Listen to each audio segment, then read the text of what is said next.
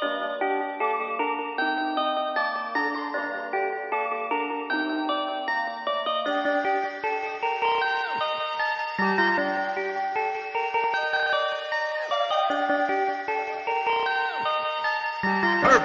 perfect, perfect, perfect.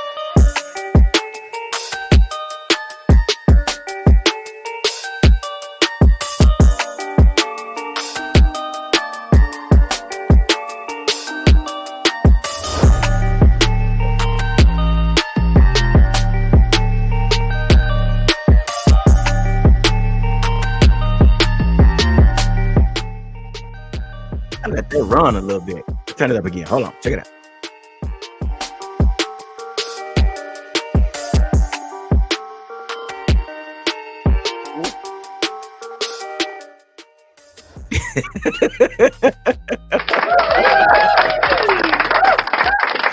Y'all know what it is. Y'all know what it is. It's Saturday Sit Down with your boy G, the number one Cowboy Hampton, live, direct, and correct with some more news. That's what I said. I said some more news that you can use. And here we are on a Saturday morning. Woo. Listen, guys, I don't know about y'all. Down here in Texas, it is super duper hot. I think yesterday was probably the hottest that I've witnessed since my birth.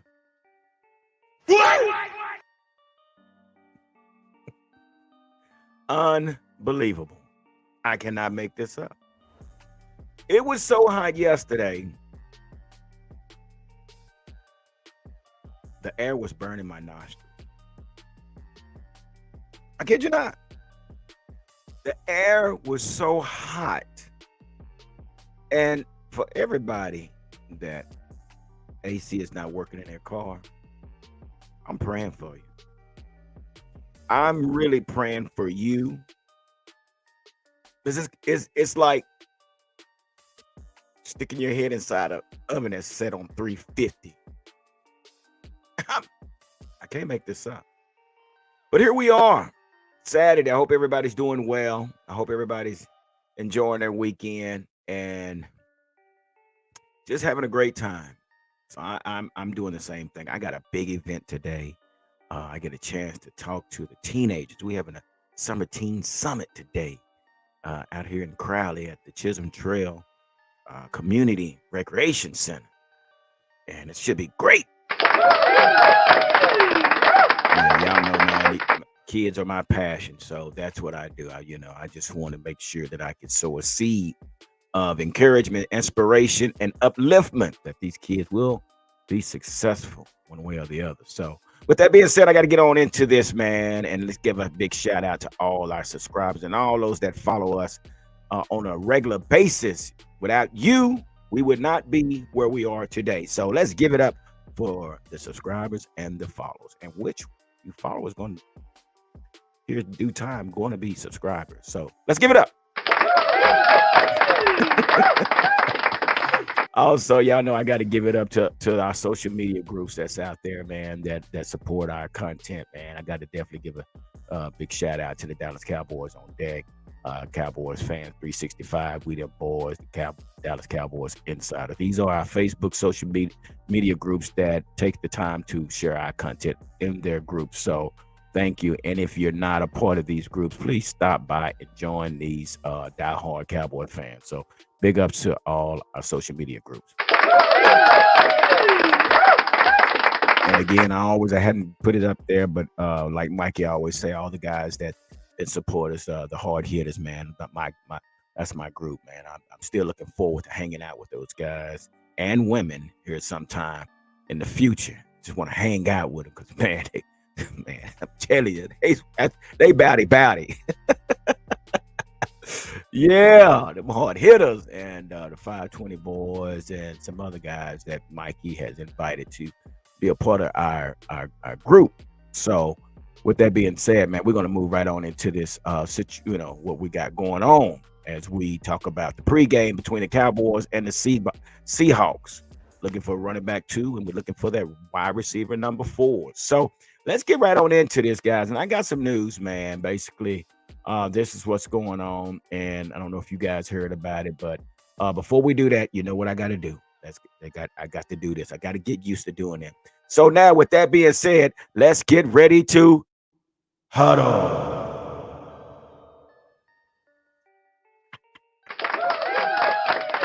Wow.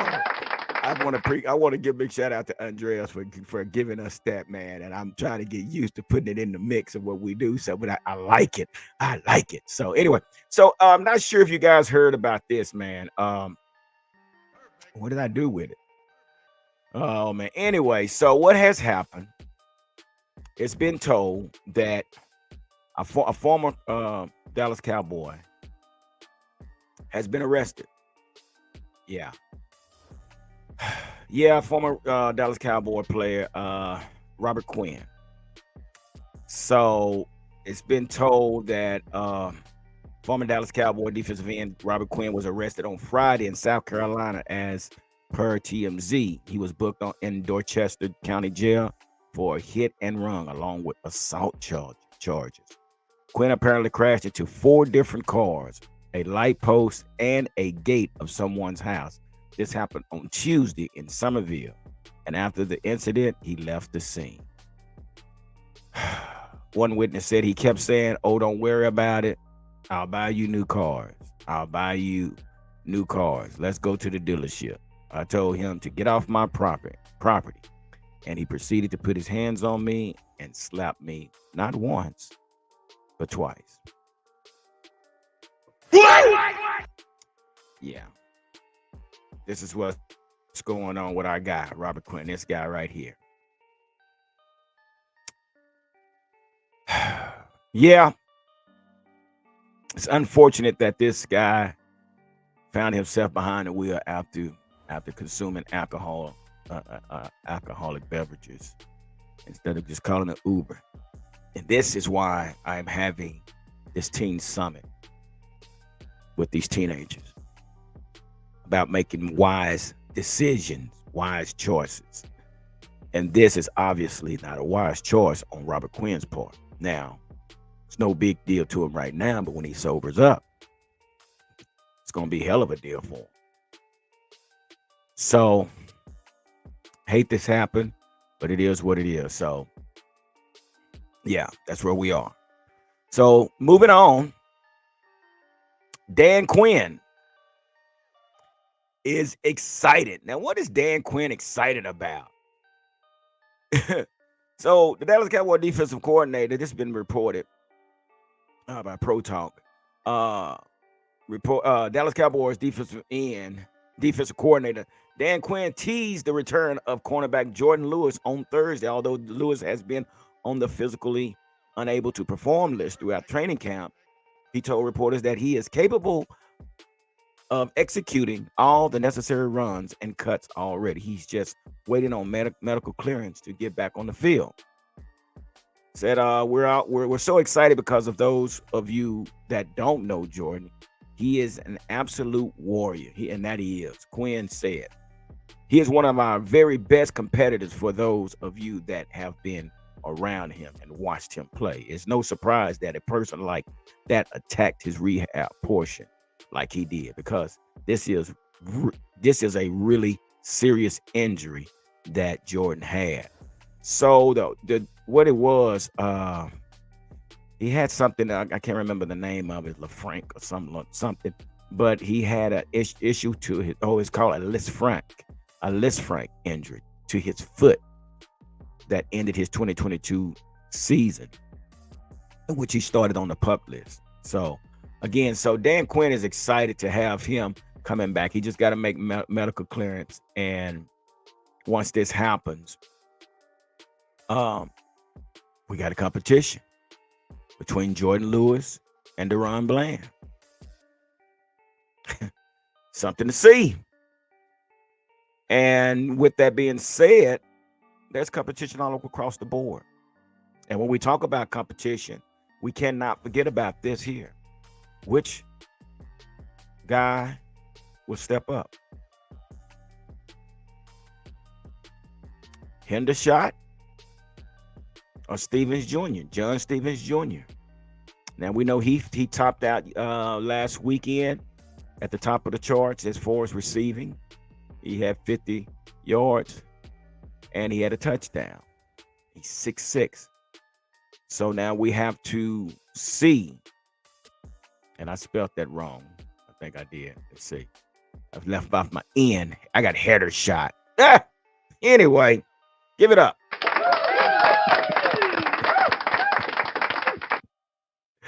Header shot or Stevens Jr. It should be hinder shot. Anyway, so yeah, this is what's going on, man. There's a competition right now for maybe the third or fourth position. So yeah, there's something to look for behind, Jake Ferguson. We know Jake Ferguson is the guy. Then we talking about Luke Schoonmaker. But Peyton Hendershot is the undrafted free agent from Indiana that the Cowboys signed post draft last year. Undrafted free agent. Ooh. So, who is the pressure on? I think the pressure might be on Peyton Hendershot. Knowing that he's undrafted. Hendershot could be in danger.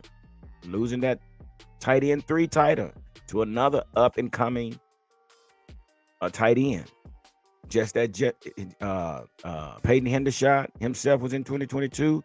John Stephen Jr., a 6'5", 232-pound former Raging Cajun from the University of Louisiana, is battling with veteran Sean McKeon and Hendershot for the third roster spot at tight end. It says also Stevens Jr. has shown flashes in camp and impressed many against the Jaguars with a team high 5 catches for 56 yards and a touchdown. So yeah, here we are. Who's going to be the guy? So this is something that we need to look at. But yeah, and we're going to get to the things to look for in this preseason game number 2. But also in this preseason game 2, we'll get the chance to see a former Cowboy player, Zeke Elliott. And they're still saying they have doubts about Zeke. And which we know now he's with the New England Patriots. And he's wearing number 15. Again, we want to say big shout out to Ezekiel Elliott as far as his time served here as a Dallas Cowboy. But if you want to see him, you can see him tonight. I think it's 7 p.m. See what he looks like. I'm definitely going to check him out. See what he looks like. He's wearing number 15 this year with the New England Patriots. So, yeah, if you want to see what's going on with Zeke, check him out tonight. I think they come on before we play tonight. So, yeah. So, anyway, let's get on right into what we're here for. Oh, yeah. Oh, yeah. Let's talk about it real quick. So, excuse me. Not going to keep you here long, but here's some things that we need to look for, what I'm looking for tonight. As far as, like we said earlier, like I just said, the Hendershot and Stevens Jr. battle. Let's look and see at this tight end battle with Matt Keon, included in that rotation. So we know we're not worried about Luke because Luke is a second-round draft pick, so he's in there. We know that, but this third position, it's going to be a battle. But also, I want to see tonight, as far as the Cowboys versus the Seahawks, I want to see the production of his O-line. His O-line has to do better than what it did the last week. The O-line was so unproductive that they had to pull Cooper Rush out the game in the first quarter. And I don't even really think that was their intentions, but that's what they had to do because the O-line just was not upholding their end as far as their duties as offensive linemen. But the beauty of that was that Mike McCarthy had made adjustments, something we hadn't seen in a long time. He made adjustments, and he continued to work until he got Will Grier in a position to be productive. Now, I know we was looking at, other things, but as far as me as a former coach, what I was looking at, I was trying to see how Mike McCarthy was going to handle the offense and how he was going to make adjustments, or was he just going to get out-coached? Well, we almost pulled that game on. And again, that's not about win or losses during preseason. It's about evaluating who's who and who's going to make the team and who may not make the team and who may be on the bubble. So this is something that we saw that Mike McCarthy, the beauty of the game on last week, that Mike McCarthy did make adjustments with a vanilla offense. Now we didn't see everything. Mike McCarthy kept everything pretty much basics as well as Dan Quinn. You didn't see a lot of blitz packages, and that was another quick. That was another situation. And Dan Quinn's press conference, one of the reporters basically just gave up a scheme right there on live television. You know, he asked a question about a certain package that was out there, and it was, as a reporter, I knew not to ask that question, but it was a certain package that was shown in practice, and he asked about this personnel in these positions, and Dan Quinn politely said, "I'm not aware of that formation. I'm not aware of that scheme."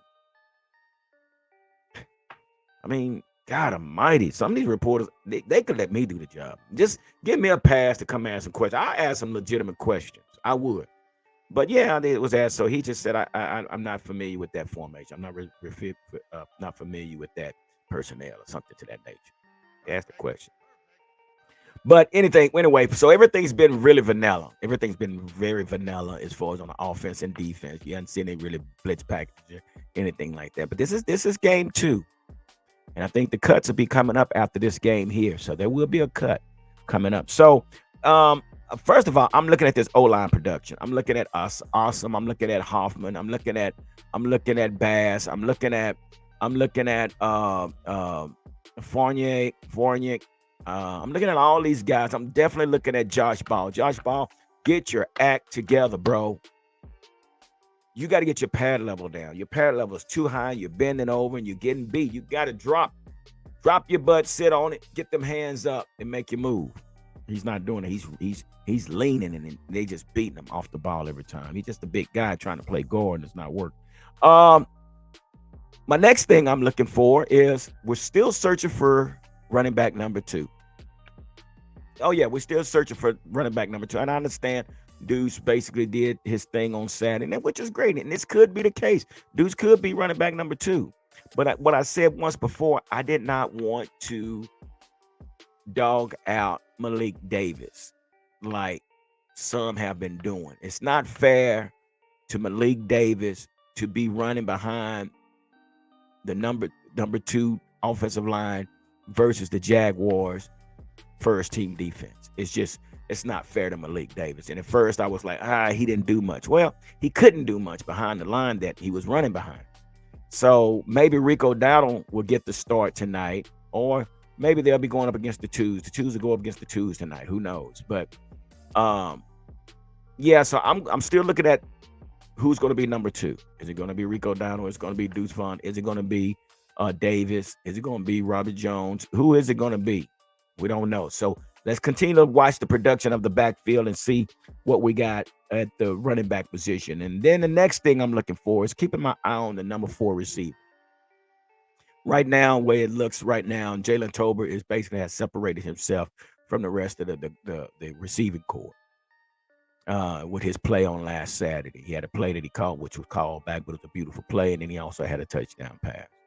So, yeah, right now, Jalen Tolbert is the leader at the number 4 receiver. So we need to see what Simi Fehoko is going to do. We need to see what Dennis Houston's going to do. We need to see what Devontae Turpin is going to do.